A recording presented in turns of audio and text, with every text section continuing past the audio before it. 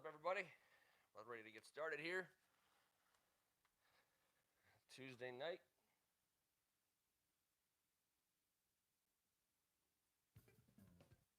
Thank you for being with us on a Tuesday night. As you can see, it's just Benjamin and I in the basement, but you're never alone in the Basement Podcast Studios of First Amendment Sports. On behalf of said sports basement podcasting organization, I'm Ken Marangolo. I am joined this evening via the basement hotline by Kevin Ricca. What's up, man? Hey, man. Nice to be here. Missed the basement for a couple weeks. I understand that you have not missed that outfit that is oh so slimming once again this week. Congratulations, Ken. I appreciate it. I knew we had two viewers. I knew I was one, and I guess you're the other one. Robert Cohen, Eric Anderson, Greg Martin, James Rainey. I know AGH will be on momentarily. It's still early over in Wales. Rhett Donnelly, good evening, sir, from all the way across Sproul, Admiral Sproul. To all of our friends at Hogs Haven who are paying attention to the NFL and the Washington Redskins because it's still great to do. It's what we do, and the NFL has kept it going, thankfully, for us. Thank God it's Tuesday, and we are missing our third cohort, T. Strachan, but little top of the show teaser. After we finish here talking about the Redskins, we're going to close up shop on this feed, and we're going to start right into a third feed with Tim Strachan. Stretchin, I believe is how we spelled his name on the basketball game. Did we lose? We lost Kev. We'll get him back. And we'll talk about a little DC mess around. We have some fun things to discuss, some old school basement topics. Basically, kind of a traditional Tuesday night, the way it was meant to be. And I think that keeping it going like this is good for us.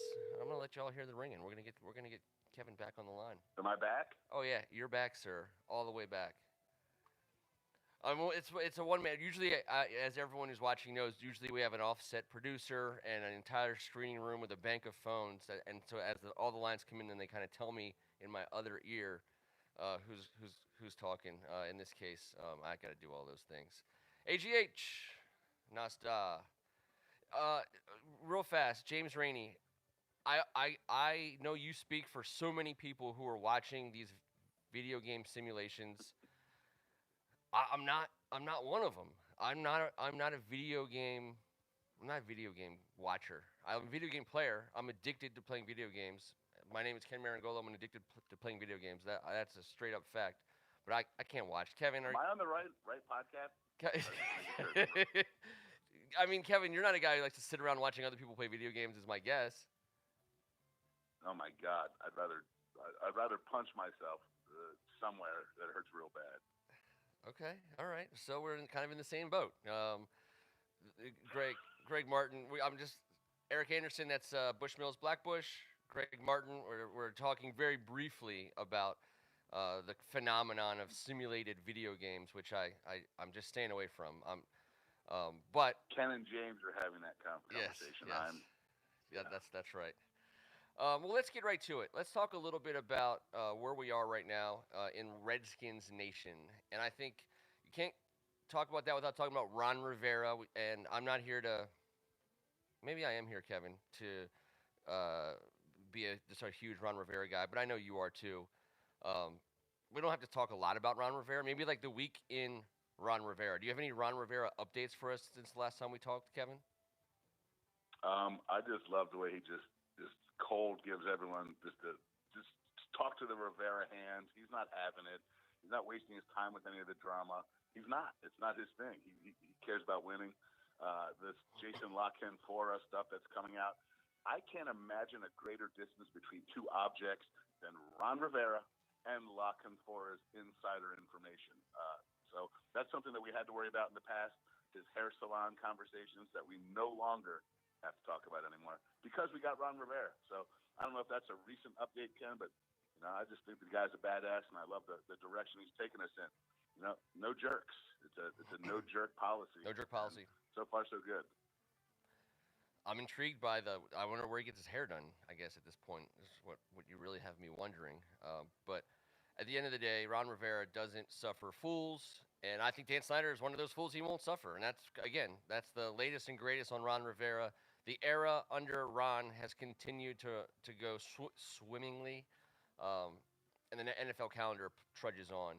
The big, I guess the big news for us out of free agency is that we didn't spend. I mean, Kevin, how much did we spend? Do we have we broken a 20 yet? I mean, what can we change back from a 50? I feel like we haven't spent any money at all. Listen, man, when my kids go to their grandparents' house, one of the major things they do is head up to the dollar store, and they come home with all kinds of stuff that fills up the house for whatever. I'm not saying we're getting a bunch of cheap stuff. I get what we're doing in the 1 year turnaround, but 17 guys will that we signed, 17 new additions to this roster will cost less than a $35 million salary cap hit this next season. That's crazy, man. And what that leads to, Ken, is I wrote down my personal top 60. You know, there might be a discrepancy here and there with some of you diehard fans out there, but at that point, when we get to 60, we're not really, getting after it. 30 of those 60 that I took a peek at are in a contract year at some level, whether it's a 1 year deal at the end of their deal or whatever it may be. 30 of the 60. So we're going to watch this transformation happen right in front of our face on a daily basis because there's nothing else coming out on Twitter involving sports. And I think it's amazing, man. Some of these guys are going to stick around. We're going to get to know some of them. Some of them are going to be long gone before we're done saying their name. The whole process intrigues me because he's taking his time with it. He's not trying to patch up a tire for a 1 month situation. He's looking to get 4 new wheels on that ride that are going to have a warranty that lasts for at least the next 4 or 5 years. That's what I'm looking forward to, brother. I love contract years. I mean, I think our most famous contract year coverage came when Samuel Tarley killed a White Walker in a contract year. I mean, it was a huge deal for him. I can't think of a guy who did more in a contract year than Samuel Tarley killing a White Walker in a contract year. But yeah, Kev, 30 guys playing for their future. And also, I mean, I feel like the Washington Redskins have it's garbage in, garbage out, right? When we've brought in tons of guys, we've had guys on 1 year contracts before. We've gotten guys on the cheap sometimes. But I think that to the extent any of these 30 guys want to continue their careers, it's hard to think that they wouldn't want to do it under Ron Rivera. So that's the cool thing also. I mean, the sustainability of the program is at an all time high in terms of hope. You know, I don't know how many players came because they wanted to play with Jay Gruden, even though I didn't personally have a problem with them. I don't know how many players came because they wanted to play for a lot of the coaches we've brought in Dan Snyder's time. So the Ron Rivera effect again on a free agency. 30 guys are on a contract year, and we're not going to get them all back, but I feel like we're going to get to pick the ones we want back, which is a change from getting stuck with guys we don't want but can't play without. You know, like the Serrato and Allen years were so famous for. No, let's throw him in the pit and see who climbs out. And we've seen that happen with some of these signings, especially at the running back position. I mean, listen, Bryce Love was drafted by the last administration.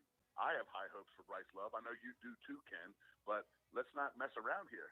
Let's get a Peyton Barber. Let's get a J.D. McKissick. We got games to play this year. Let's throw these guys by position into the pit, see who escapes, and that's who will play on Sunday. All these other guys that we were signing at bargain basement deals were stopgap, plug-in holes, patches. This is different. We are bringing at a certain level, and maybe it's not at the tip-top level, but you know what? At the running back position, I love the fact that he who is healthy and he who produces is going to be the guy there standing at the end.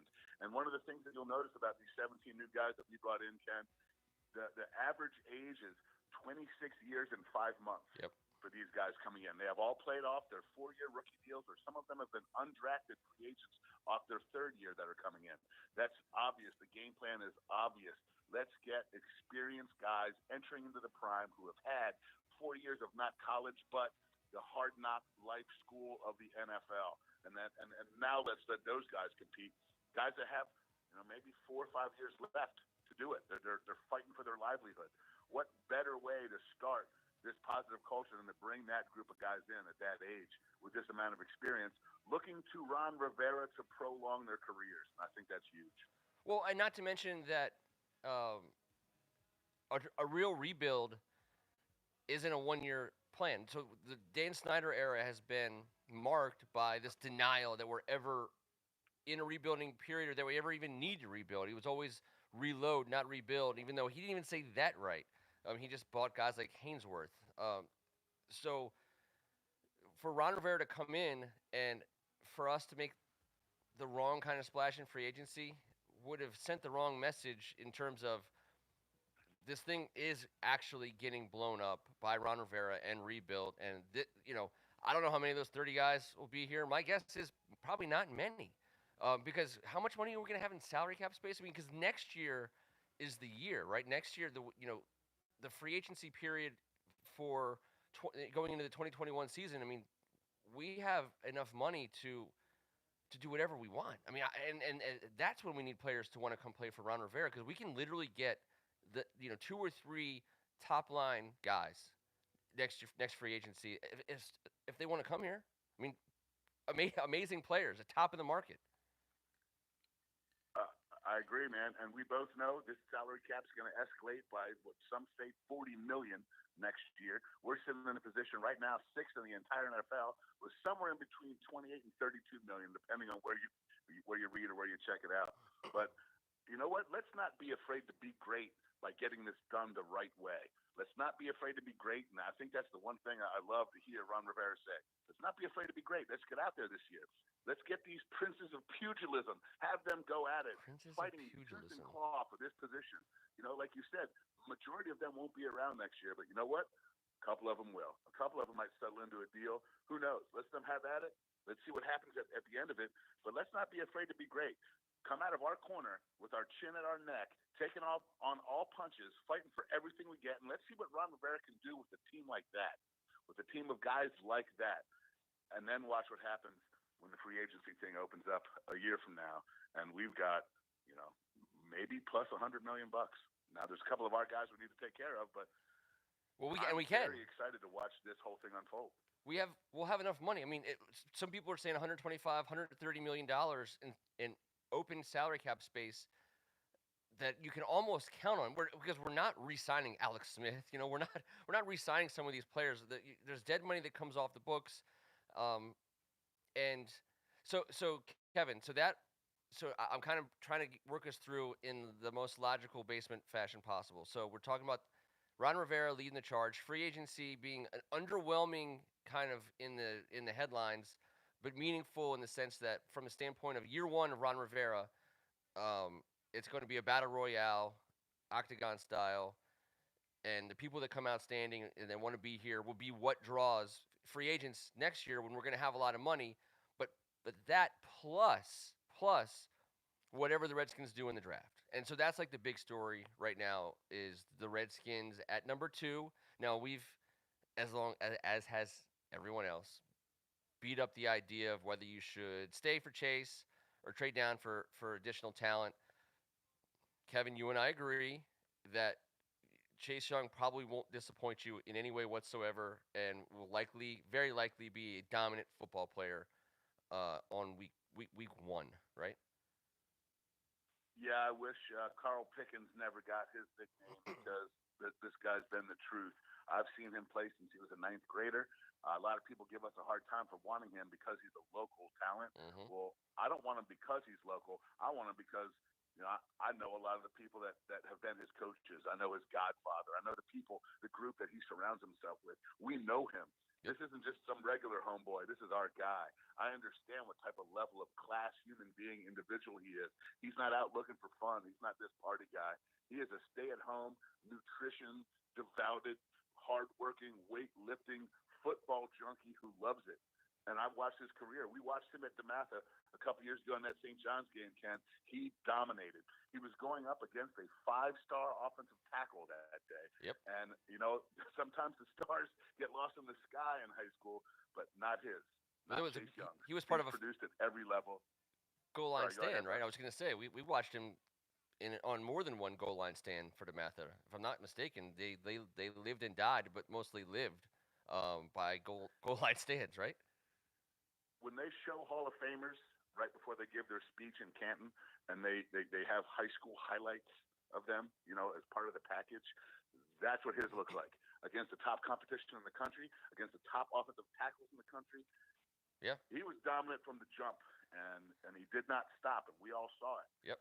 He doesn't have a flaw, and he's the type of guy that makes offensive coordinators in this league crap their pants. Each week you have to game plan. You cannot block him with one guy. A high tide raises all ships, and he's the guy that jumped into the water to raise the tide. And that's how I feel about him. And I think he makes everyone better by drafting him. I don't think you have to go draft and fill 3 spots because there's 3 small boxes to check. I think there's a big, huge, gigantic check mark that says Chase Young for president. Chase Young for president. So that's got my vote, Ken. He's got your vote. No one's voting. I'm not voting against Chase Young. If and when I know that. I can't wait to wear that jersey. Although the DeMatha thing, I feel a little bit weird, but it would be my McNamara colors with Chase Young's name on it. Maybe that's how I need to start looking at this. The Mustang. You know the brotherhood, Ken. I do. We love each other. We hate each other when we're going at it, and we love each other off the field. That's why I love Fuller coming home so much.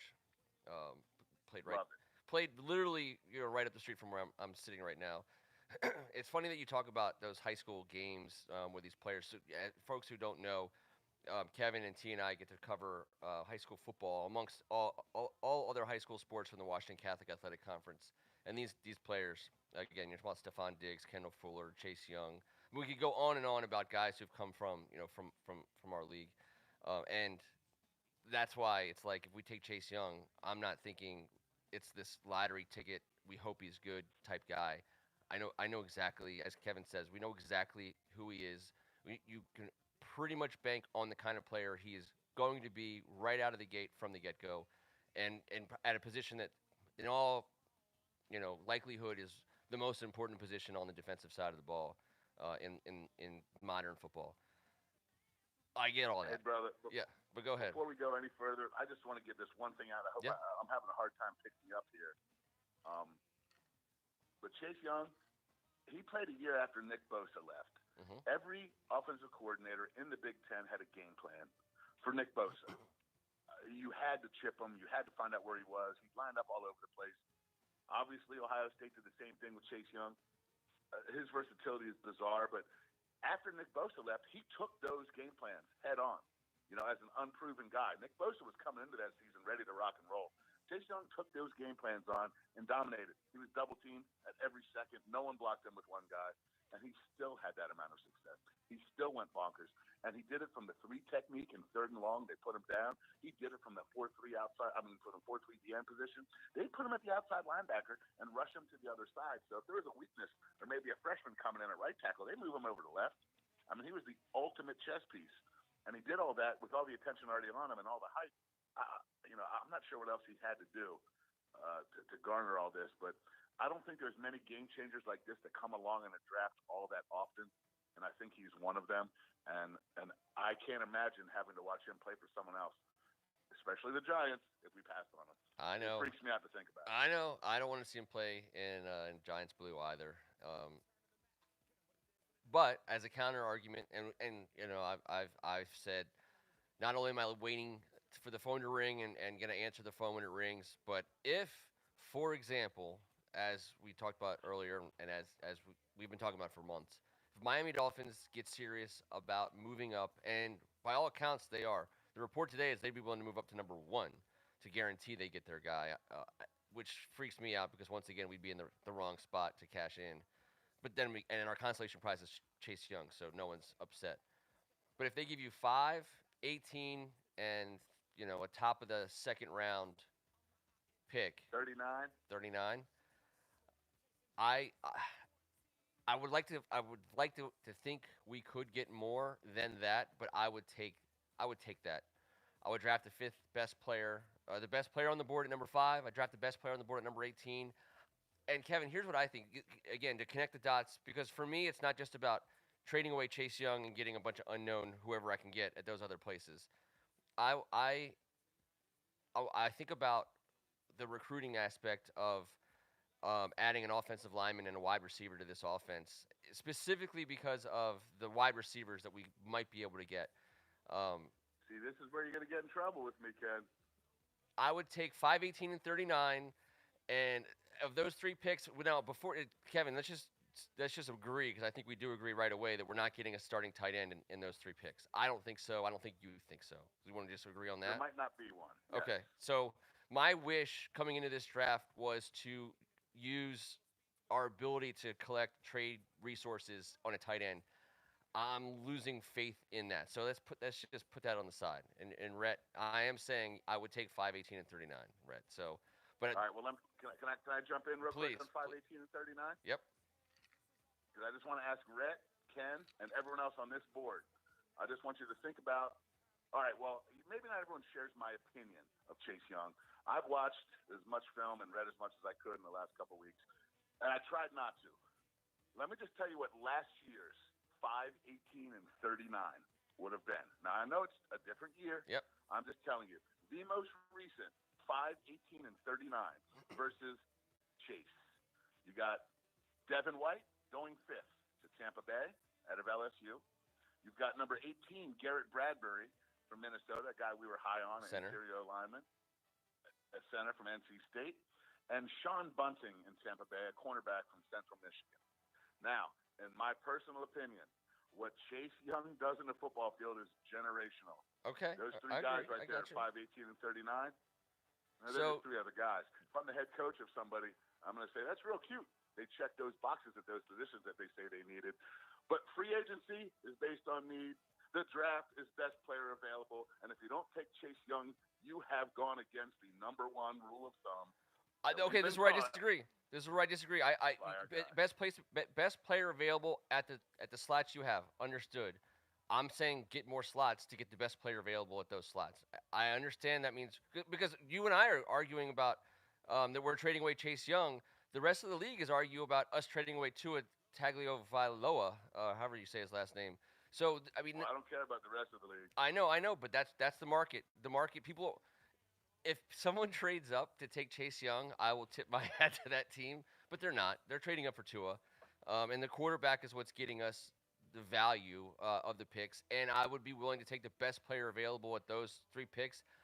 Devin White and Garrett Bradbury, I believe, were very competent starters. I don't know a lot about Sean Bunting. Right, exactly. Very competent starter versus generational talent. We're dumb. That's how right away. But for rookies, I believe Bradbury started right away, and I believe Devin White started right. I believe Devin White may have argued for the Pro Bowl, if I'm not mistaken. I don't have that in front of me. I don't know what Garrett Bradbury did Pro Bowl wise. I think Chase Young. No. There was no Pro Bowl in his conversation. Okay. So I'm willing to take best player available at multiple spots because I believe the Washington Redskins have huge, gigantic holes talent-wise. And I would be, and by the way, I think this also is in conjunction with Trent Williams' situation because we have to gain trade assets for Trent Williams. I mean, we need at least one offensive lineman who can start for us for the next 4 years. We need at least one defensive back, safety or corner that can start for us for the next 4 years. I think I would be very interested in getting one of these top 4, top 5 wide receivers in this draft. I love Higgins. I love the Clemson kid more than most. I'll tell you what. I know if you slip down to 18 and you end up with a guy like Terrell Lewis, and I'm trying to sell you. I know you understand why I'm doing it. Yeah, 18's too high for my guy. I know. I love Terrell Lewis. He's an unbelievable guy from my high school. Love him dearly, but he's had way too many injuries to just. You can't listen, man. I'm sorry, I just can't. If we trade out of that 2 slot, I'm turning the draft off and going to bed in a pool of tears on my couch. Well, you're gonna go right over there and pool of tears on the basement floor. Oh wait, we'll still be social distancing for the draft, won't we? I believe we will. All right. Well, I just make sure you're mic'd up for that trail of tears. I just can't imagine watching Chase. I know. Listen, right now, if we're talking about need and all that, Ken, there's a whole lot that's going to happen between now and the draft. A whole lot of guys are going to get cut. A whole lot of guys are going to switch teams. There's a whole lot of stuff. But 2016 draft, Jalen Ramsey at 5, Ryan Kelly at 18. Ryan Kelly, the quarterback from was that Oklahoma? Not Oklahoma. No, that's Chad Kelly. No, Ryan Kelly's the center, dude. He was your guy. Ryan Kelly went to the Colts. Really chapped my ass. So centers are going all over the place. I I like looking at past drafts and seeing kind of names and what we can think. If you have two first Yeah, round picks, Ramsey and Kelly versus Chase Young, and what I all right. So based understood. on what I think he's going to do. If you Based on guys what you don't think he's think going to he's do, going to be that player, that's different. absolutely. Uh, we need guys who can. Uh, Listen, you got to get the picks right. I think you have the best chance of swinging and making, you know, uh, deep second upper deck power contact with the ball if you draft Chase Young, and it's a lot. I guess it's just a lot. There's a lot more sureness. I don't know. I want Yeah, you draft three first. guys that aren't as good, and two of them are busts. You're So done. again, the past is not necessarily an indicator of future results. All I'm saying is I like our front office now. I like the people in charge of making the decisions now, and I'm willing to say, you know what? Here's two changes in the first round. Oh, and by the way, here's a second round chance that we didn't previously have to add three players who can start for us right away, be coached by the guy that we think is worth, adding value to players, and he's going to have 3 or 4 years with each of these guys that he's drafting. It's not just about who we pick in those rounds. Again, it's about the situation we're bringing them into. That I would love to get a sense of if Ron Rivera doesn't go Chase Young, and Kevin, just so we're all clear, Ron Rivera is no dummy. He's a defensive-minded guy. He's played on some of the best defenses in the world. He is not going. If he thinks Chase Young is kind of what we think Chase Young is, then the Redskins are going to draft Chase Young. I do believe that. But if him, it's not just about him doubting on what kind of career Chase Young has. If he's convinced that at number 5 he can get a Pro Bowl quality starter, and that at number 18 he can get a 4 or 5 year starter to do it his way, then yeah, I think that I'd be willing to give them the benefit of the doubt to make that move on a team that's truly rebuilding. And I think Kevin, that's my last real bullet in the holster of this argument is that um, the Redskins do seem to be truly rebuilding, and in a true rebuild, an extra first rounder and an extra second rounder in year one pays huge dividends. So does Chase Young. I want you to find me three guys from the I think it was 80. I forget what it was. Lawrence Taylor's draft. Find three guys at 5'18" or anywhere near there that come up with what Lawrence Taylor did. I think this guy is going to have They that won a type Super of Bowl impact on the league. right away. I mean, they had Bill I'm just Belichick telling and you. Bill Parcells. They had tons of talent up and down the team. They weren't rebuilding when they drafted Lawrence Taylor. True. I don't think. I know, but we're talking about generational talent. We're not talking about this season, Ken, or maybe even not next. Chase Young would be here for 5 years. Yep. 5 years. And I'm just telling you, if we're talking about 5 years, my final bullet will be this.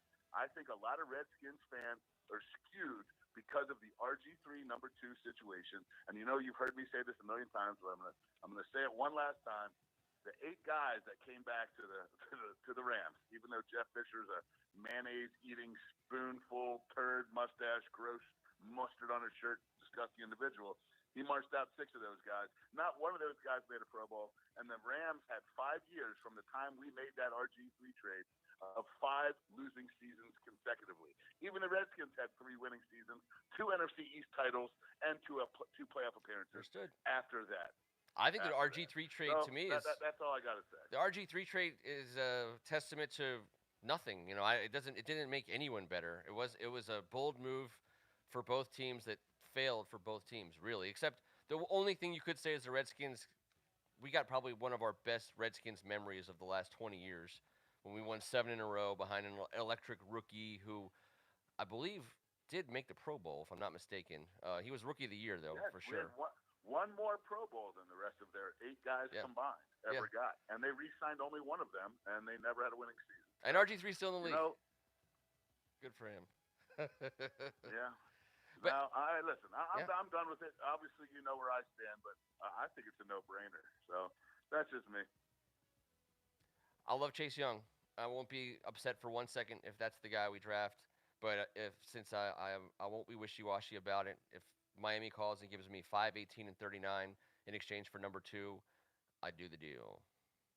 I think it's the wrong year to make that move and the wrong talent, and that's just my opinion. But I'm also so high on Chase Young. Hey, if I'm wrong, I'm wrong, but I'm not afraid to go out there and say I've watched him do it for a very long time. I know the people around him. If he's going to be a bust, it ain't going to be because it's off the field, and it certainly doesn't look like it's going to be on the field. No. I think us as a Redskins fan base need to be so excited that someone like this is dropping into our laps. We need to stop with the calculator and the picks and the blah blah blah, and just say, "Hey, man, welcome home, brother." All right, I said that was my last bullet 2 bullets ago. I'm on blanks. There's not a single calculator in this basement. I don't think trading down is a cold, heartless move. But I like it either way. If they take Chase, I'm happy. If they trade down, I'm happy. But if I had to make the decision, I'd trade down. Um, but I like Greg's argument. Why Someday we're can't we gonna have the tell best Chase player this. for once? I like that, Greg. Why can't we have the best player for once? We you know what? Let's have the let's. I would applaud our luck if we were if Yes. we went into the league Why can't we with a have guy like nice that. things? Yeah. Greg, you're right. Why can't we have nice things? And it's not like we couldn't recruit players to our team with Chase Young on the roster. Again, it works both ways. Um, I'm really concerned switching over to Trent Williams in the offensive line and what's driving me to potentially trade down to pick up a tackle in the middle of the first round is who what we're going to do at offensive line. I'm worried that we won't finish the season with a healthy Haskins or a healthy Kyle Allen, and T. Strachan's going to end up having to buy me a bottle of Redbreast when Alex Smith takes the field for us. I mean, if we don't have anybody up there plowing the way, I don't, this thing's going to be over pretty damn fast. Yeah, I share your concern. That position, especially with a guy, we have 2 quarterbacks under 24 years old right now in the NFL. You would think that would be a place that we need to take care of business. Unfortunately, Ken, I don't know if this is the draft to take care of that business, but I don't know that. Oh, Sheriff, I believe, signed his tender. You're confident in one of these guys? Hey, look, I love having Sheriff. We got a 3-time Pro Bowler. Yep. That, he signed his deal today. Apparently, that's big news. That's big news. So, well, do I like? I do like. There's 2 or 3 guys that could potentially be there in the middle of the first round that I do like. And I'll tell you what. You want the calculator comment that I kind of pocketed after you made fun of me for having a pocket calculator was that I've got one. That wasn't pointed at you. That was pointed at adding up 518 and 39 and not looking at Chase. That's all. So, but I think once you trade down to 5, then I think the wheels come off a little bit because I think we can trade down again from 5. Once we decide to do the trade down, I know it's like Inception all of a sudden, and I'm Leo. But if we trade down to 5, you're gonna bend the knee twice. We're gonna bend the knee twice. Once you trade down to 5, all bets are off, and I do think that there's. Like if Isaiah Simmons is available at 5, again, you don't need to ask for the world to do it because once you've traded out of the Chase Young slot, you're basically saying, I'm asking every single girl to dance with me at this party, and you trade back again from 5. Maybe you add a pick in next year's draft, except for the prettiest one. Except for the prettiest one. Well, you already said the prettiest one already moved on. Now you're playing the odds, really playing the odds. No, you didn't ask her to dance. Is what happened. We couldn't work up the courage. You gotta ask the prettiest one to dance, kid. Come on, man. Okudah, Greg, I don't think Okudah's there at number 5. Unfortunately, if Okudah's there at number 5, I take him, and I feel pretty darn good because I actually think he's going to be a player right away at a position in need. I think it's like 6'2", super physical. Again, plays in that defense that right away, for Jack Del Rio and Ron Rivera. So if Okudah's there at 5, I think we're super lucky. Miami trades up for Tua. Somebody's taking Chase because Chase isn't slipping to 5. But then now all of a sudden you're sitting on maybe the run-on quarterbacks. You're still in the run-on quarterbacks, and maybe someone's willing to jump up to you because they want to name your guy who's not Tua or Burrow, or they want to get Isaiah Simmons, or somebody who the Renifer effect. Someone jumping up to get a guy that you don't think belongs, in the top 5, but someone comes up to get him. I think that the Redskins could be a beneficiary of that. But if the Washington Redskins are willing to do some dancing, I think that phone's going to ring. And here's the other thing, Kevin. Everyone's been stuck at home. All these front office guys who are geniuses, they haven't been able to go out to workouts and pro days and meet with players. And I think we're going to see some fantasy football nonsense in this draft that we haven't seen before. You said it. As a pure function of they haven't had anything else to do, and they're not even going to be in this. I mean, it's going to be. I think it's going to be a little nutty, and I think the Redskins. When have we not been part of the nuttiness? I mean, come on. Well, I like to say Ron Rivera, but that's my hope. And hey, the one thing, Ken, you read every little scout thing and blah blah blah, but the one thing in common with Okudah, the one thing in common with Simmons, is their strength of their tackling ability on at contact, not their athletic ability to go make a tackle one-on-one right in front of them. They're not exactly known as ferocious monsters at the point of attack. Yep. That's the one thing that gives me a little nervousness, because the two of them are ridiculous athletes. Yep. You can't argue that. That can't be argued. The two of them are beast human being, talented freaks. There's no other Chase Young in this draft, or in most drafts. Right. I think would be those three would be the athletes, with the quarterbacks up there and as a D lineman, I guess. But yeah, man, when you're talking about werewolves, which we always love to talk about on this show, those three all fit the category. Yep. I'm not going to argue with that. I'm not. I'm not going to turn the TV off and cry into my pillow. I'm just saying that's what it is. But if you don't think I think Okudah or Simmons would be excellent choices, I do. I just think that if the G-men come down with Chase Young and he's sacking us year in, year out, it's going to be a tough one. That's all. That's fair. And that will hurt me as well, and I will not be excited about it. I know it would. But okay, then let me ask you at 18. So let's say we're lucky enough to get either Okudah or Isaiah Simmons at number 5.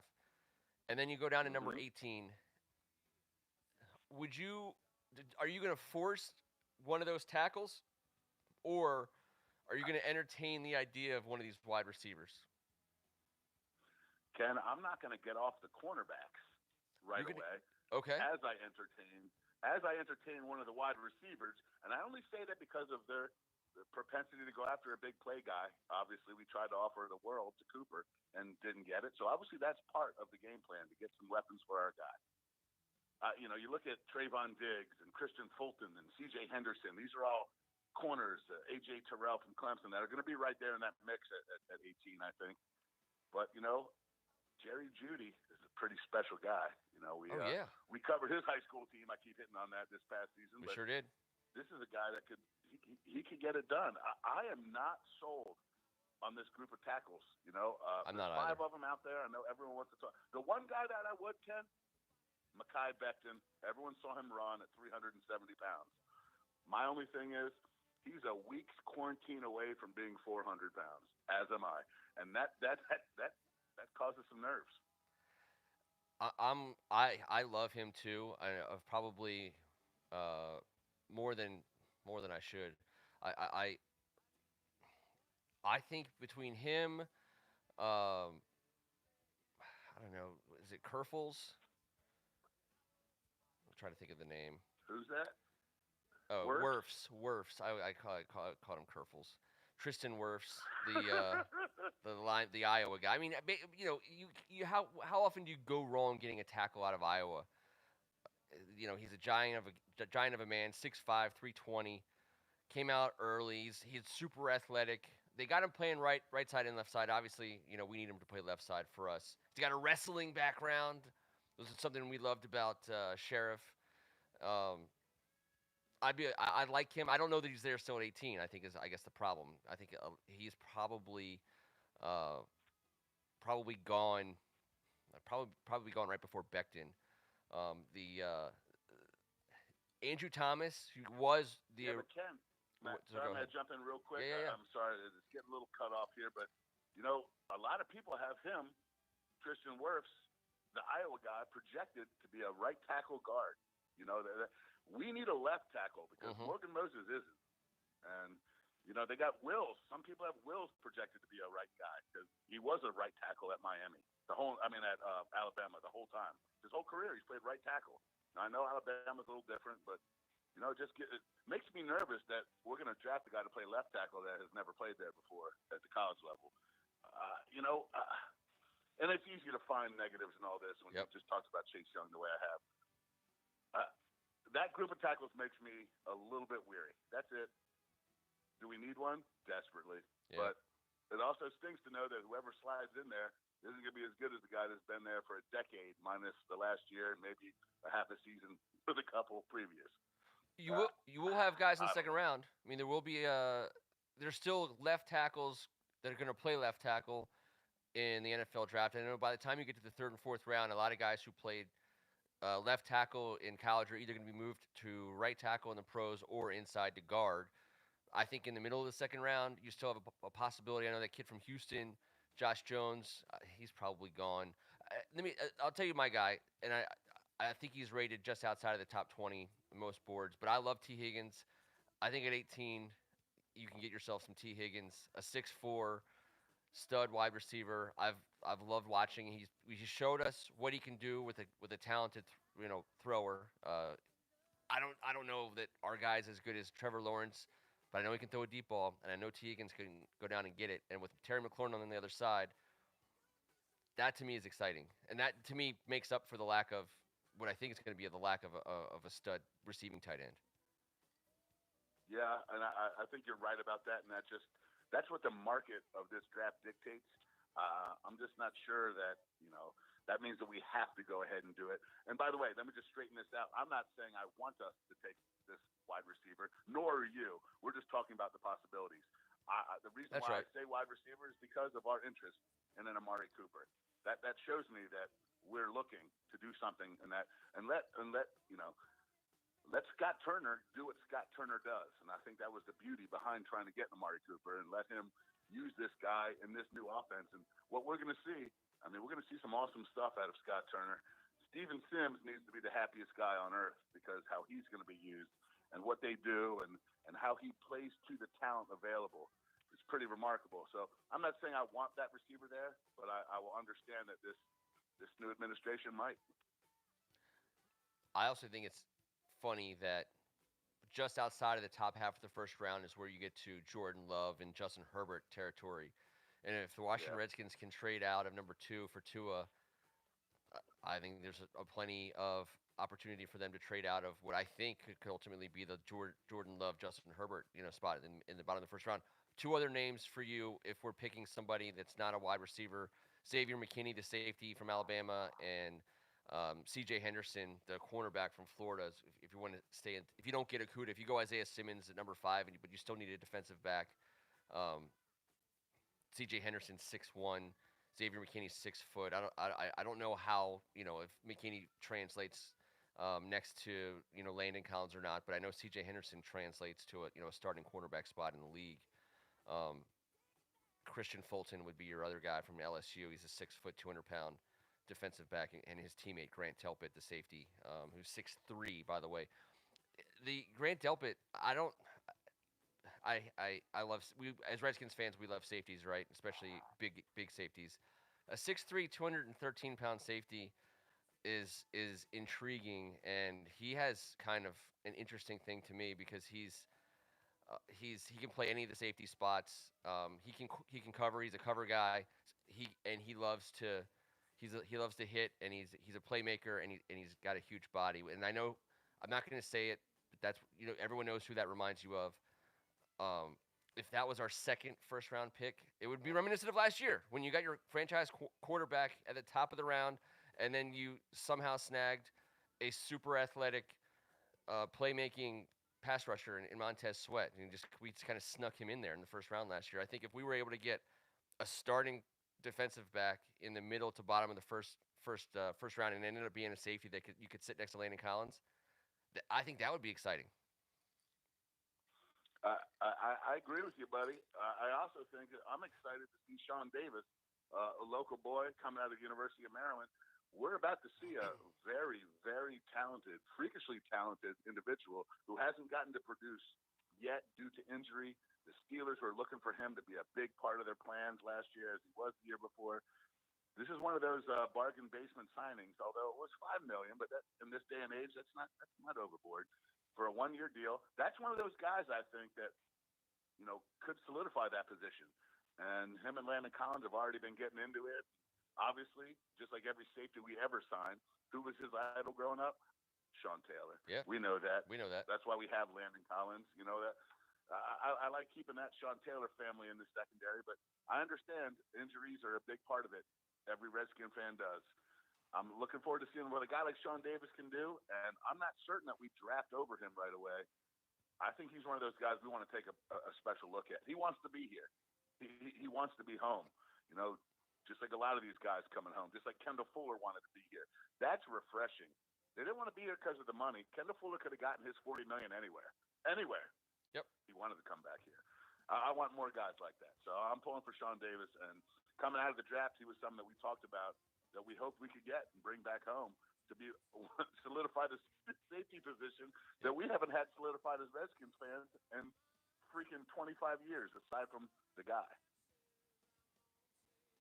I just don't understand why.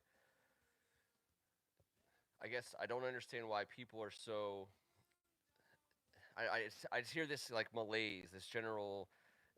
Not angst is maybe too strong a word, but people who are thinking we haven't done enough in this off season, and I guess it just gets back to what you and I were talking about earlier, Kevin, which is I think this is actually a really meaningful, legitimate version of a rebuild, and we've not seen that as Redskins fans under Dan Snyder ever.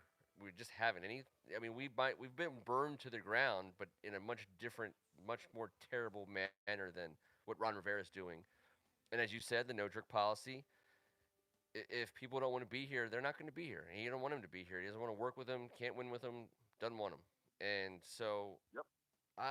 I'm kind of excited about the fact that we didn't go out and I understand we made a move for Amari Cooper, but at the end of the day, we haven't done anything that kind of keeps us from using next off season to solidify, like put some extra nails and studs into the structure and foundation. Because if Dwayne Haskins and it's a big if and it's kind of a big deal, if Dwayne Haskins turns into just a slightly above average quarterback. I mean, and I'm not saying that's what I think he is. If we just get that, Ron Rivera can win football games. Mm-hmm. Without really even almost like trying too hard, because he's that good of a coach, and players will actually and the kind of players he's doing like let's just talk about Kendall Fuller just for 1 second. I think he's perfect for a team like ours because he's not here to be in it for Kendall Fuller. When you watch him play, and this is why he made the defining last play of the Super Bowl, he's in the spot he's supposed to be in. If the coach makes a defensive call and Kendall Fuller has to run 10 steps to the left, do a spin move, backtrack 5 steps, and go back to his right 2 steps, that's exactly what he does. And if that's what the coach is asking him to do because the coach knows something, and then Kendall Fuller goes and does it, now all of a sudden Kendall Fuller is in a position to make a play, not because of his athleticism, but because he's a super smart guy who understands the game and plays it in such a smart way. And those are the kinds of guys who, first of all, that I'm excited are on 4-year contracts for us. And those are the kind of guys I think Ron Rivera he's brought in. I mean, without the fanfare and the $15 million a year contracts, those are the guys I feel like he's gotten. Exactly. Listen, Kendall Fuller got his 4-year deal. He got his $24 million guaranteed. He got to come home. He got to do what he wanted to do. That's our prize contract. That's aside from what we're about to do with Brendan Sheriff, hopefully, that's our prize of the offseason. That's why he signed for 4. They understand he's a culture guy, a guy who wants to be here. He's a film junkie. Yep. He is. That's why he's in the right spot, Ken. He not only is a freak athlete and tough as nails, but he has devoted himself to this game. And the first thing he said was, I can't wait to get in there and teach a bunch of these young guys how to get it done while listening to Landon Collins tell me how I can improve my game. This is what we're trending towards.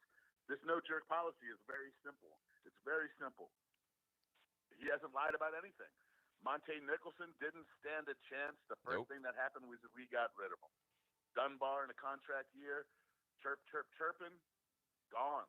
You know, we're trying to figure out a way to get Trent out of there. Anyone that thinks Bashad Breeland has a chance to come play for the Washington Redskins hasn't been listening. I don't I'm not understand saying why he's a people are bad saying that. person, but the way he chirped on the way out the door, unsatisfactory, unsavory at best.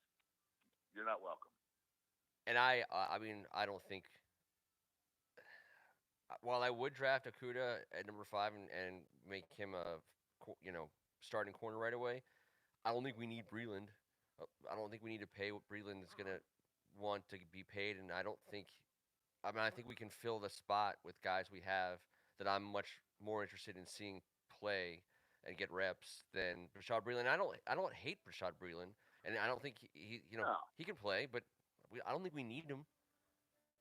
no, and that's exactly why we're not going to have him, Ken, because we don't need him, and because he was here. Ron Rivera is trying to wash us of any of this, any of the remnants, and whether or not he's guilty. I'm not even saying he is. Yes, he chirped on his way out the door, but that's enough. I think that's enough for this era to understand we can't bring him back, and I think that's why you bring in a Kendall Fuller. The one thing Rivera loves: versatility. He's talked about versatility so many times.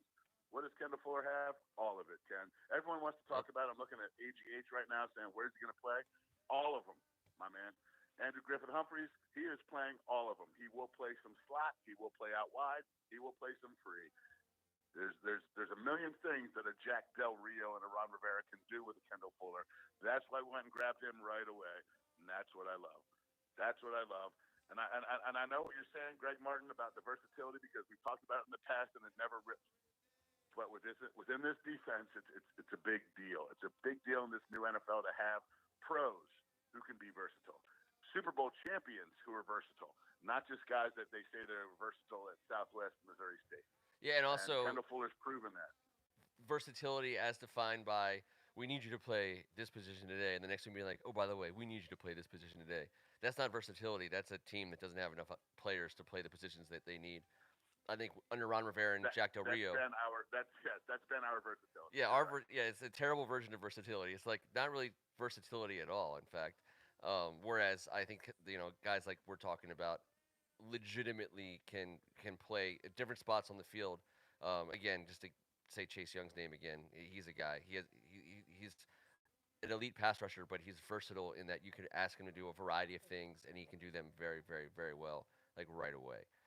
So, and that's true. And versatility at a championship level is a lot different than I can do this. There's a lot of handyman that say I'll take the job and then go and figure it out on the fly. oh sure, And then you got to leak a month later.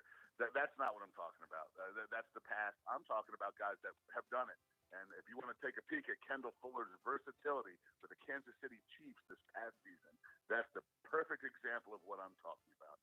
That guy played outside. They moved him inside. They said, can you play any free safety? He said, why don't I just end this season with a Super Bowl trophy after I mossed the wide receiver on the final play of football for God knows how long. yeah. Is the season going to start on time? Yes.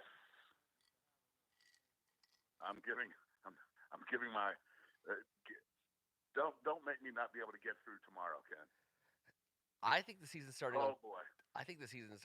So first of all, let's just say, I tell the truth, or at least what I think is true, and I think it's true that the start of the NFL season is not a for sure thing. But that's not to say that I think that it's not going to happen. I just feel like the world is a nutty place, and again, I thank all the people on the board and certainly you, Kev, for making me forget for 25, 35, 45 minutes that we are in a terrible situation here in the world around us. But um, that's what the NFL will return to. Everything about the NFL's calendar that makes it so great for us in this exact moment is its virtual ability. Its ability to exist without the crowds. Um, and that's a phenomenon over the last 10 or 15 years. The NFL off season. It's not just about Mel Kiper's hair anymore and his tinted glasses and betting the ponies look that he had once a year on the draft. I mean, Kevin, the NFL was just about to be in Las Vegas for an event for the first time ever, that would have been probably like one of the. I mean, that would have put every Super Bowl to shame. I mean, Vegas, the NFL in Vegas, we haven't seen that yet. I mean, we will see it when the Las Vegas Raiders kick things off. But the NFL and Vegas getting together finally is such a huge deal, and we're just not even talking about it. I mean, it's gigantic. The NFL in Vegas, man. Like the NFL was one of the biggest, enemies of Vegas and betting and gambling for so long because I guess they had to be. And then when that switch flipped, I mean, it was full on, you know, at the altar NFL Vegas. I mean, the NFL and Vegas, two of the Straight greatest TikTok, American baby. institutions together at last, officially. I mean, It would have been that's crazy. the most ridiculous spectacle. We talked about it. I mean, what better place to be as a football junkie than watching someone get into a small boat with a captain and driven over water to the floating stage where they'd shake hands with Goodell and get a jersey put on them. Forget about that. What would the crowd be doing? What would be going on? It would be like our quarantine. No one would know what time it was. No one would know what was going on. Drinking all day, little football on. Oh, boy. What an amazing partnership that was going to be. We're going to get some of that. Don't you worry. We're going to get it. Coming. We will. We'll get some of it. But so, I don't know if I could have even handled it. I mean, just from the basement trying to get my arms around the NFL Vegas draft. I mean, I would have had to take some time off of work, step one. But I don't know, like when the Redskins play the Raiders in Vegas, don't we have to go? Oh boy, don't we have to? Is that like a must? Is that even a question? You know what, Kat? I think if we were going to do that, we would have to extend the invitation to all go together with this board we got right here. We do. Because I really love what you said earlier. And I'd like to take a second to say it too. You guys have been so cool to us for the last 4 years. We love Tuesday nights and doing this so much, and you guys make it happen. And it just, like you said, Ken, I forgot about it for the last 45 minutes. I forgot the fact that we're all going through all this. I just want to say thank you to all these guys, and thank you for everything. I hope you guys and your families are all doing well and happy and healthy in this crazy time. Because I just want to say my thank yous. You guys have made it awesome. And when they decide to redo it in Vegas, let's go. Let's take this board and go see how it works in Vegas. I will meet anyone on this board in Vegas. I know Rhett. That's all it took to get Rhett commenting again. All right, here's what we're gonna do. We're going to close out the Redskins talk. We appreciate you guys being on to help us kick around the Washington Redskins. We're going to reset the board. If you guys are still around, I don't know what else you have going on tonight, what time zone you're in, but we're going to fire it back up on another feed called DC Mess Around. Might get into a little bit, James. Might talk a little Tiger King. Might talk a little, Benjamin, Greg, and you guys. I don't know what Benjamin's going to have on stock, but we're going to mix it up, maybe get into a little bit more of, what we're all up to. DC Mess Around in 5 or 10 minutes, right back here in the same exact spot. We welcome you guys. We have some interactive things too. So anyone who has the time can come back on the board and help us out. We got a couple drafts we want to get done. Kevin and I will both be on the line. Strachan will be in the mix. So come join us again right here in a few minutes. But echoing what Kevin just echoed, thank you guys so much for making this fun, for being part of it.